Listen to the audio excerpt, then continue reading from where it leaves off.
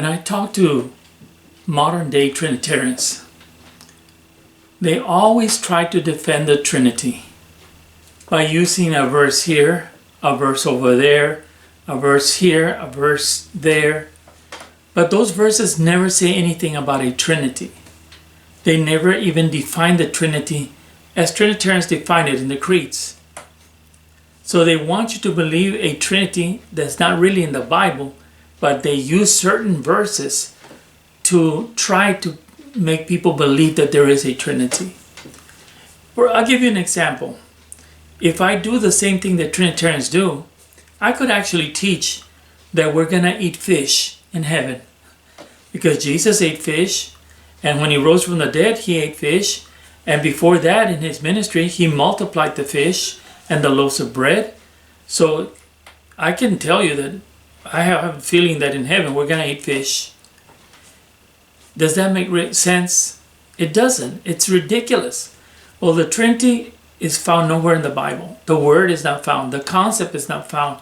The definition of the Trinity, the different aspects of the Trinity, nothing is found of the Trinity in the Bible. It's all looking at verses that they try to put together to make you think that there's a Trinity. Now I'm going to tell you really 5 points that Trinitarians need to come up with and define before they can really prove that there's a Trinity. Let's look into it. Number one, Trinitarians have to account for the pagan and historical origin of the Trinity. Because the Trinity didn't start with the church. The Trinity started with paganism. It started in Babylon, and it spread throughout the world. The Egyptians had a Trinity. The Syrians, even India has a Trinity. And Rome, before it declared itself to be Christian, also had a Trinity. So the Trinities came from paganism, not from the Bible. 2, they have to account for the philosophical terms and concepts that are used to prove the Trinity. Many, if not all, of the terms and concepts that are used to define the Trinity are philosophical. They come from Greek philosophy. They come from men who loved all these theories of philosophy. And the Ante-Nicene fathers were men that were philosophers, and they loved philosophy, as you can tell by their creeds. The men who came up with the Trinity and before even the Council of Nicaea were all philosophers, and this can be proven easily because it's in their writings. Number 3, you have to explain, if you're a Trinitarian, you have to explain why you are following Catholic dogma.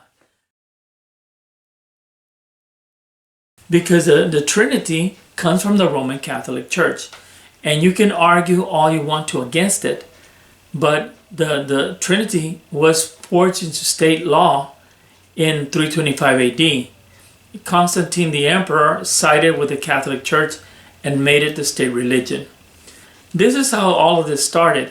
And then for many years, the Dark Ages, and then when we came all the way to the Protestant Reformation of 1517, there was a break. The Protestants broke away from the Roman Catholic Church. But as they were redefining what they believed, they kept the Trinity and infant baptism. So Protestants, all churches that are Protestants and that believe in the Trinity, are not following a biblical Trinity. They're following the Roman Catholic Trinity. Number 4, you have to account for the creeds that were put in place to defend and define the Trinity. And you have to account for the contradictions that are found within the different creeds. There are a lot of contradictions in the creeds. They contradict each other on the Trinity doctrine. And this is one area where you have to come and defend that. And if you don't do that, you have no right to be teaching a Trinity. And then finally, number 5, you have to disprove that it was Philo of Alexandria in the 1st century a Jewish Greek philosopher who first came up with the Trinity and Bible using the Old Testament. He was just saying we believe in the Trinity because there's three persons, Father, Son, Holy Ghost, and they're co-equal, co-eternal, and all of this. You can say all of that and repeat it. I get that every single time a Trinitarian comes on one of my videos to disprove what I'm saying, but they don't talk about the video. They just come and say what they believe. They regurgitate what they were taught by other philosophers.